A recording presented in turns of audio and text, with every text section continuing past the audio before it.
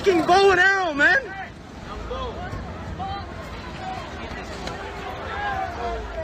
Yo, someone knock this fucker out, man. Nigga, bro.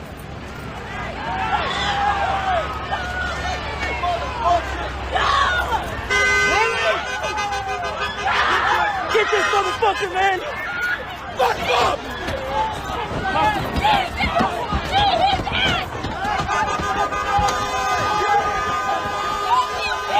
Shooting a fucking bow.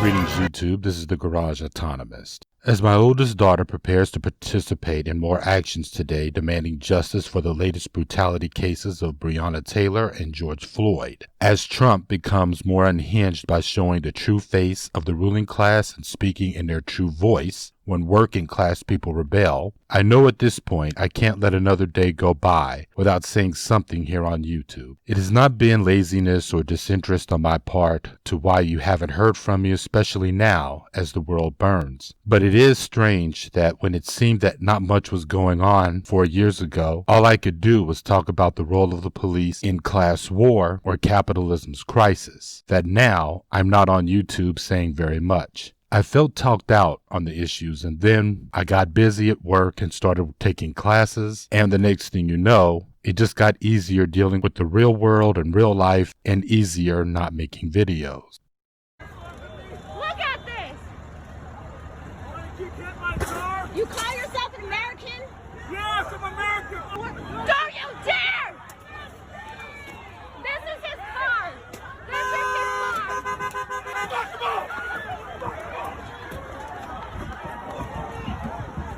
But anyway, I really want to talk about the usual talking points aimed at communities that take to the streets to express their anger towards a system and its agents, the police, when they take a life as if it has no value. The usual talking points such as why must protesters burn their own communities, why do they have to destroy property, etc. The answers to those questions, of course, is that they aren't destroying their own communities because they aren't burning their own homes or each other's. They are not torching resources that they know they will need. If anything, what winds up getting destroyed are businesses and properties that have never benefited. So who cares about a Target store that doesn't carry groceries, hardware, and is managed by assholes who only see the members of that community as cash register rings? The anger taken out on something as useless and has no value compared to human life, such as property, is the anger that the police, who are always being backed up by the rich, the media, and its pundits in justifying the murders of black people, even when caught on camera, and nothing will be done about the murders. What we have been seeing this past week, even in the time of social distancing during a pandemic, are people who are tired of the system not doing right by us, tired of incremental change or the lame attempts at incremental change, tired of the canned outrage from liberal pundits who only offer voting as the answer to inhumane treatment by law enforcement and only patronized by politicians because it's an election cycle, and of course, just plain tired of not being heard. These things we are tired of need to be costly in terms of property, in terms of cops getting hands put on them, as what happened earlier in Los Angeles at the George Floyd protests there. There needs to be a cost every time someone is killed like they are nothing by these thugs and badges, these cowards in uniform.